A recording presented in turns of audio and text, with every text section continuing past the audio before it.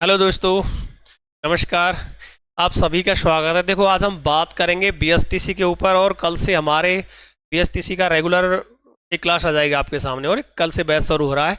तो सबसे पहले हम सिलेबस की बात करेंगे, है ना। कोई भी काम करना है हमें, तो देखो तैयारी से पहले क्या करना है, हमें थोड़ी एक प्लानिंग बनानी है ना। क्या करना है, कैसे करना है, किस तरह सिलेबस होगा, क्या क्वेश्चंस आएंगे, तो उन सभी बातों पर हम चर्चा करेंगे। तो देखो, ये है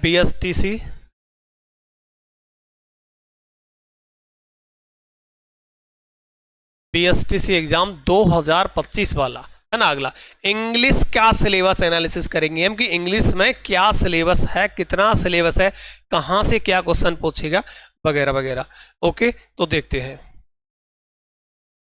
पहला है कॉम्प्रिहेंशन, है ना। स्पॉटिंग एरर्स, है ना। कॉम्प्रिहेंशन, एक पैराग्राफ आएगा आपका, वहां से क्वेश्चंस आने वाले हैं और पैराग्राफ ज्यादातर तो कहानी वाला आता है आपके लिए। ओके, स्पॉटिंग एरर्स, हालांकि पूरी इंग्लिश कवर कर रहा है। स्पॉटिंग एरर्स, है ना। ब्लैंक देगा आपको, कुछ भरना है वहां 4 ऑप्शंस में से, है ना। एसवीओ सीए करा देंगे या इसके लिए परफेक्ट क्या होगा कि एसवीओ सीए का ज्ञान जरूरी है। कहाँ सब्जेक्ट आएगा, कहाँ वर्ब आएगी, कहाँ ऑब्जेक्ट आएगा, जो एडवर्ब है वो लास्ट में आएगा तो किस कंडीशंस में आएगा, पहले आएगा, बीच में आएगा तो किस कंडीशंस में, एडवर्ब के प्रकार वगैरह वगैरह, कुछ सामान्य जानकारी है विद एसवीओ सीए नॉलेज, तो ये करेंगे, है ना। नरेशन, ये तो मास्टर टॉपिक है, कोई भी एग्जाम हो, है ना। नरेशन तो आना ही आना है, नरेशन और एक्टिव पैसिव। एक्टिव पैसिव शुरू से नहीं है यहाँ पे, है ना। बीएसटीसी के सिलेबस में कभी नहीं रहे एक्टिव पैसिव। पिछली 2 बार से तो मैं इसी चैनल पे पढ़ा रहा हूँ, नहीं थे ये, है ना। नरेशन में क्या है, डायरेक्ट से इनडायरेक्ट में बदलना, इनडायरेक्ट से डायरेक्ट में बदलना, सबसे आसान टॉपिक है, ध्यान रख लेना। यहाँ पे मैं आपको वर्ब के आधार पर पहचान बताऊंगा और 2-4 नियम है, बस पढ़ाऊंगा पूरे, ये टेंशन मत लेना। 2-4 नियम है, वो फॉलो कर लेना और आप आइडेंटिफाई कर लोगे जो 4 ऑप्शंस हैं उनमें से, क्योंकि हमको बनाना नहीं है, सिर्फ पहचानना है। और जिनकी अच्छी है वो तो पूरा वीडियो पढ़ ही रहे हैं, वो जैसे चाहे वैसे कर सकते हैं, है ना। मैं यहाँ कमजोर स्टूडेंट्स की बात कर रहा हूँ।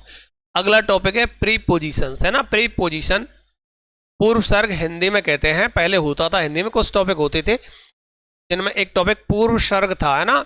पूर्व पहले आता है, सबसे पहले आके उसे डिफाइन करता है।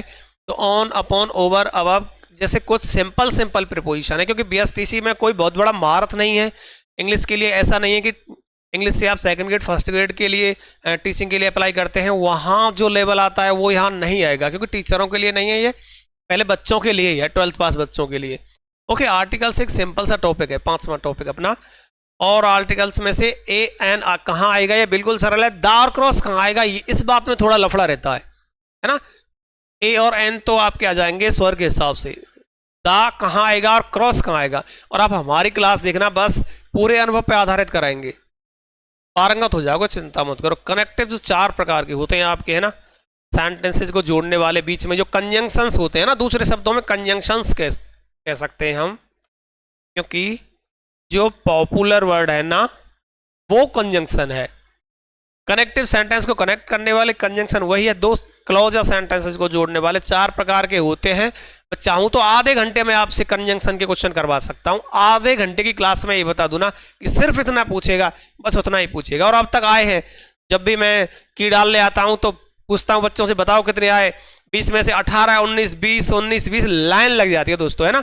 एक आध जो बचता है ना वो वोकैबुलरी का बचता है, क्योंकि वोकैबुलरी में हम कोशिश करते हैं ज़्यादा से ज़्यादा कवर करें, ज़्यादा से ज़्यादा कवर करें, बट कभी कभार आ जाती है टफ, भाई क्या करें ना। काइंड्स ऑफ सेंटेंसेस बिल्कुल बच्चों जैसा 5 प्रकार का होता है, बस काइंड्स ऑफ सेंटेंसेस, सेंटेंस का प्रकार बताइए, 5 प्रकार का होता है ना, जो जनरली हमने पढ़े होते हैं वो नहीं होते 4 प्रकार। हम क्या पढ़ते हैं स्कूल इंग्लिश में अब तक कि क्या है, सिंपल है, नेगेटिव है, इंटरोगेटिव है, और नेगेटिव इंटरोगेटिव वो सेंटेंस के प्रकार नहीं होते दोस्तों, है ना। ये होते हैं असर्टिव, एक्सक्लेमेटरी, इंटरोगेटिव, ऑप्टेटिव और एम्परेटिव। कुछ सेंटेंस के स्ट्रक्चर के हिसाब से बता देंगे, कुछ अर्थ के हिसाब से बता देंगे, और आप आसानी से पहचान लोगे, इसमें कुछ नहीं है। करेक्शन ऑफ सेंटेंसेस, सेंटेंस का करेक्शन, है ना।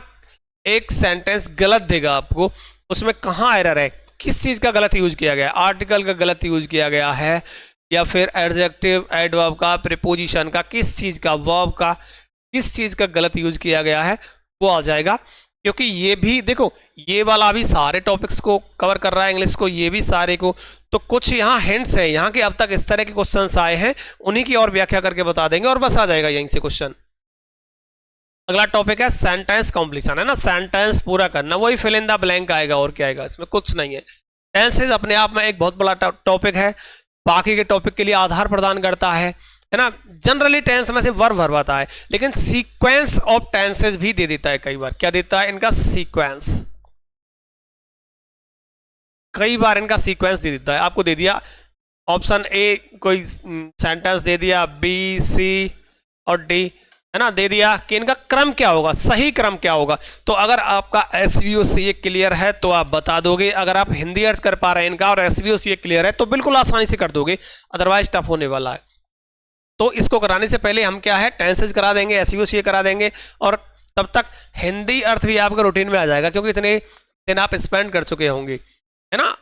अब नीचे कूट दे देगा कि सी पहले आएगा या दूसरे पे कौन से आएगा, या इस तरह। वोकैबुलरी देखो, वोकैबुलरी ठीक है, वैसे तो नीचे खोल के दी हुई है, सिनोनिम आएंगे, एंटोनिम आएंगे, हालांकि टॉपिक एक ही है, वन वर्ड आएंगे, स्पेलिंग एरर्स, है ना। पुरानी बार मेरे साथ बहुत सारे पुराने वीडियो पड़े हुए हैं, उनको भी देख सकते हो आप, यूट्यूब पे पड़े हुए हैं, है ना। बनवारी पाराशर मेरा नाम है, उस नाम से सर्च कर लेंगे आप। स्पेलिंग करेक्शन में जो आए हुए हैं वो सारे दे रखे हैं, तो वो भी आपको करने हैं जाके, ठीक है। और वन वर्ड, सिनोनिम, एंटोनिम, इसमें तो यही है भैया, अगर आता है तो करे आना सही, अदरवाइज फिर देख लेना, क्योंकि यहाँ शब्द लिमिटलेस होते हैं, अब कैसे पता लगाएं ना। कुछ हिंट भी होती हैं इसकी, है ना, कि सिनोनिम बनाना है किसी शब्द का, एंटोनिम बनाना है तो क्या लगेगा, अन लगेगा, मिस लगेगा, डिस लगेगा, IM लगेगा, IR लगेगा, कुछ इस तरह के रूल्स भी हैं, तो वो रूल्स भी लिखाएंगे, और कहीं कहीं तो विदाउट रूल भी चलता है भैया ये, है ना। तो अपने ये 15 टॉपिक हैं, कल से क्लासेज भी आने वाली है हमारी, और अच्छे से जिम्मेदारी पूर्ण तरीके से कराएंगे। ओके, तो फिर मिलते हैं क्लास में, थैंक यू।